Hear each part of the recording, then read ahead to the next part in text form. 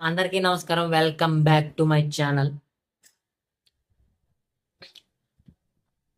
పవన్ కళ్యాణ్ గారు సనాతన ధర్మ గురించి మాట్లాడడం మొదలెట్టినప్పటి నుంచి, లేదా తిరుపతి లడ్డు ఇష్యూ స్టార్ట్ అయినప్పటి నుంచి మనకి ఒక క్యాండిడేట్ జస్ట్ ఆస్కింగ్ అనే ఒక హ్యాష్ ట్యాగ్తో మన బుర్రలో తెగ తినేస్తా కూర్చున్నాడు. ఇప్పటికి తింటున్నాడు. అయితే పవన్ కళ్యాణ్ గారు ప్రకాష్ రాజ్ గారికి కౌంటర్ ఇచ్చారు, మనకు అందరికీ తెలుసు. నేను అన్నది ఏంటి, మీరు అర్థం చేసుకున్నది ఏంటి, నేను వచ్చి క్లియర్గా ఎక్స్ప్లెయిన్ చేస్తాను మన వెళ్ళిపోయిన 30వ తారీఖుతో తర్వాత అన్నాడు ప్రకాష్ రాజ్ గారు. కానీ ఇప్పుడు దాకా ఒక ప్రెస్ మీటు పెట్టలే, వివరణ ఇచ్చింది లేదు. ట్వీట్లు వేసుకుంటూ పోయాడు. మన ఒక తమిళ్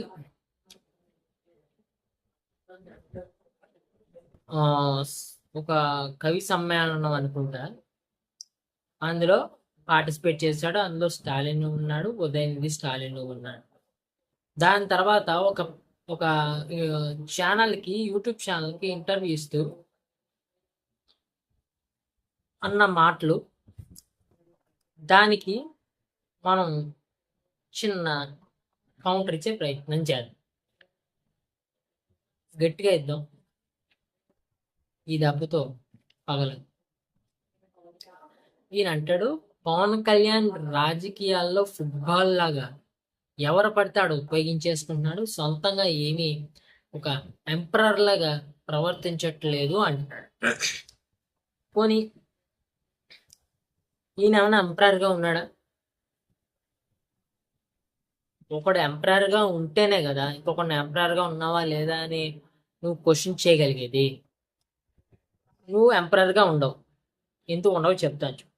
2019లో బెంగళూరులోని సెంట్రల్ లోక్సభ సీట్కి నువ్వు పోటీ చేసావు. అందులో 28,000 ఓట్లతో డిపాజిట్ కూడా తెచ్చుకోకుండా ఘోరాతి ఘోరంగా ఓడిపోయావు. నీకే నిలకడుంటే నువ్వు ఏ కాన్స్టిట్యున్సీ నుంచి ఎంపీగా పోటీ చేసావో అదే ఎంపీగా శుభ్రంగానే ఒక గ్రౌండ్ ప్రిపేర్ చేసుకుంటూ దానికి ఆ కాన్స్టిట్యున్సీ కోసం పోరాటం చేస్తూ అక్కడ నీకంటూ ఒక అభిమానం తెచ్చుకుంటూ ఒక ఓటు వేయాలన్న పద్ధతి తెచ్చుకుంటూ నువ్వు ఉండేవాడివిగా. లేదు, అక్కడ ఉండలేదు.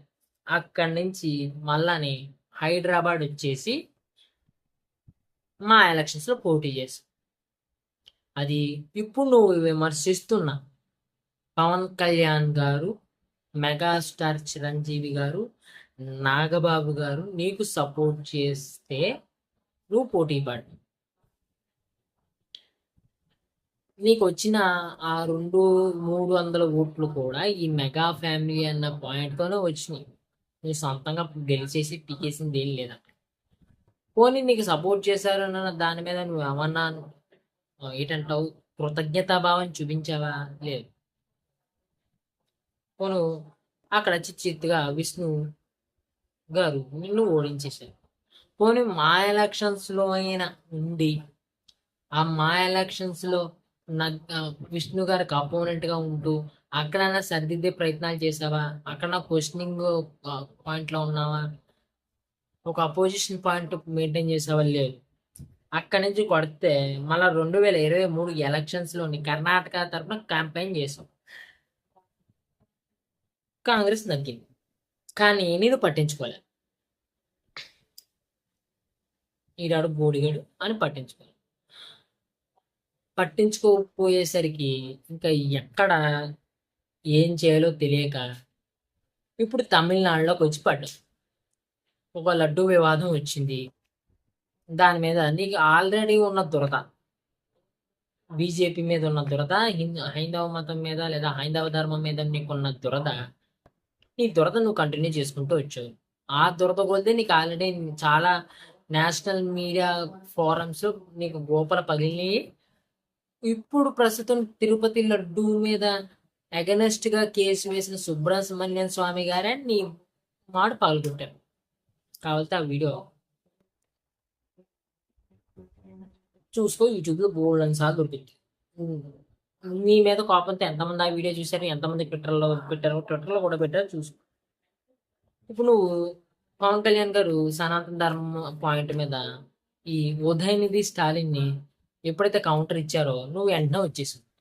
ఎందుకు వచ్చేసావు? 2026లో నీకు ఇక్కడ తమిళనాడులో ఎలక్షన్స్ ఉన్నాయి కాబట్టి ఈ తమిళనాడు ఎలక్షన్స్లోని నువ్వు ఒక యాంటీ హిందూ పాయింట్ని ఎత్తుకున్నావు కాబట్టి నీకు ఇక్కడ ఏదైనా అవకాశం ఉంది. ద్రవిడియన్ ఓట్స్ పడి ద్రవిడియన్ పార్టీలో ఉన్నాం కాబట్టి ఇక్కడ అపోజిషన్స్ కొంచెం వీక్గా ఉన్నాయి. డిఎంకే స్ట్రాంగ్గా ఉంది, అన్నా డిఎంకే లూజ్ పొజిషన్లో ఉంది. నేషనల్ పార్టీస్ని ఈ తమిళనాడులో ఒక రానివ్వరు. ఒక ఈ రీజనల్ పార్టీస్కి సపోర్ట్గా ఉండాలి బ్యాకప్లో తప్ప డైరెక్ట్గా రాలేరు. కొత్త కొత్త పార్టీస్ లైక్ విజయ్ పార్టీ, మన హీరో తలపతి విజయ్ పార్టీ పెట్టిన ఆయన కూడా ఎంతో కొంత ప్రభావం చూపించగలడు కానీ మొత్తం తిప్పేసేంత ప్రభావం చూపించలేడు. పోనీ ఈయన వస్తున్నాడు కాబట్టి ఈయనకి వ్యతిరేకంగా క్యాంపెయినింగ్ చేయడం, ఇక్కడ స్టారు అక్కడ స్టారు, ఇలాగా నీ యథవ స్కెచ్లు అన్నీ వేసేసుకుని ఇప్పుడు అక్కడ దూరేసి ఇక్కడ పవన్ కళ్యాణ్ గారు తిట్టారు. ఇదే కదా నీ యథవ మీకు బుర్ర. ఇప్పుడు నీకు చెప్పిన ఈ చరిత్రలో నీకు ఎక్కడ కన్సిస్టెన్సీ ఉంది? నువ్వు ఫుట్బాల్లో తయారైపోలేదు, నువ్వు ఫుట్బాల్ అంటే రగ్బీ బాల్లో తయారైపోయి ఎవడో పడితే ఆ దగ్గరికి వెళ్ళి పిసికించేసుకుంటున్నావు. వాళ్ళు పిసికేస్తున్నారు, వదిలేస్తారు. నీకు ఎక్కడ కన్సిస్టెన్సీ వేసింది? నువ్వు ఎక్కడ ఎంపైర్ ఇక్కడ?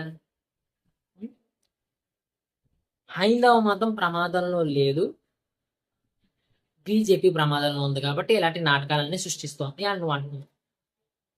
వెస్ట్ బెంగాల్లో సౌత్ ప్రాంతంలో రథయాత్ర జరుగుతున్న సమయంలో ఆ రథయాత్ర మీద దాడి జరిగి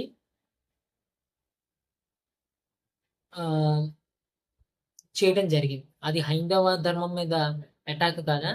పైగా అక్కడ టిఎంసీ లీడర్ హిందువులు ప్రొటెస్ట్ చేశారని వాళ్ళని జైల్లో పెట్టించి ఎవడైతే అటాక్ చేశాడో వాడికి అనుకూలంగా స్టెప్ వేసాడు, వాడిని వెళ్ళి పరామర్శించాయి. మరి అది తప్పు కాదా? పోనీ కేరళలో ఇలాగే దుర్గమ్మ వారి పూజలు జరుగుతూ ఉంటే పైన సాఫ్రాన్ దండలు లేదా ఫ్లాగ్స్ కట్టారని ఆ ఫ్లాగ్స్ అన్ని తీయించారని అక్కడ పోలీసుల ద్వారా తీయించేసే ప్రయత్నం చేశారు. అంటే సాఫ్రాన్ అనమాట ఇంకా అక్కడ బీజేపీనా? ఎవరు లేరా? హైందవ ధర్మానికి సంబంధించి ఆరెంజ్ లేకపోతే సాఫ్రాన్ అదొక పార్టీ ఓన్ చేసుకోవడం వల్ల ఆ పార్టీ ఇది అని మీరు ఫిక్స్ అయిపోవడం కాదు. దానికి దీనికి చాలా తేడా ఉంది, గమనించుకోండి. అస్సాంలోని ఒక ఒక గ్రామం మీద అటాక్స్ జరిగింది. ఇవన్నీ అటాక్స్ కదా? ఉదయనిధి స్టాలిన్ కామెంట్స్, హైందవ ధర్మం is equal to dengue, malaria, corona. ఇది అటాక్ లా కనబడట్లేదా? పోనీ ఇలా తురుముకానా? దేశవ్యాప్తంగా కొన్ని రాష్ట్రాలు వీడి మీద సుప్రీంకోర్టులో కేసు పెడితే సుప్రీంకోర్టు వీడి మీద కామెంట్ పెట్టింది. ఆర్టికల్ 19, ఆర్టికల్ 25 నువ్వు బ్రీచ్ చేసావు, దీని మీద ఎంత సివిఐ పర్మిషన్ తెలుసా అంటే ఈయన గారు మళ్ళా కోర్టుకి అప్పీల్ పెట్టుకున్నాడు. నేను వేరే వేరే రాష్ట్రాలకు వెళ్ళి నేను అక్కడ వెళ్తే నన్ను చంపేస్తారు, నాకు ఈ కేసు అన్ని తొలగించాడు. మరి అంత భయం ఉన్నవాడు ఈ గోల్ అంతా ఏంటి? అసదుద్దీన్ ఓవేసీ ఒక 15 నిమిషాలు మమ్మల్ని వదిలేండి, పోలీసులు తీసేయండి, ఇక్కడ మొత్తం లేపేద్దాం అంటాడు. ఇవన్నీ నీకు అటాక్స్ లా కనబడట్లేదా? ఇంకా మళ్ళీ లాస్ట్ పాయింట్ ఏమంటారు? కానీ చెప్పి చెగుబేరా అంటారు, కానీ చెప్పి సనాతన ధర్మం అంటారు, కానీ చెప్పి గద్దర్ అంటారు, కానీ చెప్పి ఇది అంటారు, అది అంటారు. ఒరే ఏంట్రా, ప్రపంచ చరిత్ర ఒకసారి చదువుకోండి. ఏ పాయింట్ అయినా ఎక్స్ట్రీమ్కి వెళ్ళిందంటే అది వర్కౌట్ అవ్వదు. ముస్లింలు ఉన్నారు, ఎక్స్ట్రీమ్లీ ముస్లింలు ఉన్నారు. లేక పాకిస్తాన్ ఇలాంటి వాళ్ళు, ఇలాంటి ముండా కొడుకులు, పాకిస్తాన్ ఉన్న ముండా కొడుకులు ఇలాంటి వాళ్ళు, లేకపోతే ఆఫ్ఘనిస్తాన్లోనే ఇప్పుడు అక్కడ పరిస్థితులు చూశారుగా. ఆడవాళ్ళని బయటకు రానివ్వట్లేదు, ఆడవాళ్ళకి ఎన్నో రెస్ట్రిక్షన్స్. ఇలాంటి ఎక్స్ట్రీమిస్ట్ భావాలు ఉన్నప్పుడు ఏమవుతుంది, దాని మీద వ్యతిరేకతలు కలుగుతాయి. ఇప్పుడు గొడవలు జరగట్లేదా ఎక్కడానే. Extremism is very not suitable for anything. Pawan Kalyan garu మధ్య మార్గంగా ఉంటారు. సిచ్యువేషన్ బట్టి అంటే అవకాశవాదం అనుకోవద్దు. అది అవుతుంది అవకాశవాదం కాదు. ఒక సిచ్యువేషన్ ఒక సొల్యూషన్ సూటబుల్ అవుతుంది. ఒక సిచ్యువేషన్ ఉందంటే అది కమ్యూనిజం భావంతోనే సాల్వ్ అవుద్ది. ఒక సిచ్యువేషన్ ఉందంటే నీకు హైందవ లేదా ఈ రైటిస్ట్ భావంతోనే సూట్ అవుద్ది దాన్ని కొట్టాలంటే. Situation demands the path. అంతేగాని ఒక కమ్యూనిజం పెట్టేస్తాం, కమ్యూనిజంతో కొట్టేస్తాం, రైటిస్ట్ భావాలతో పెట్టి రైటిస్టులతో కొట్టేస్తాం, ఇది అక్కడా కుదరదు, సెట్ అవ్వే పరిస్థితి కాదు. నీ బతికేంటో ట్విట్టర్లో వీడియో బట్టి అర్థమైపోయింది. ఆ వీడియో ప్లే చేద్దాం కానీ ఎందుకు లేను, నేను నీ బతికంత చూసిన తర్వాత నా దాంట్లో ఏం చూస్తాను ఊరుకున్నాం కానీ మూసుకో ఉంటాను.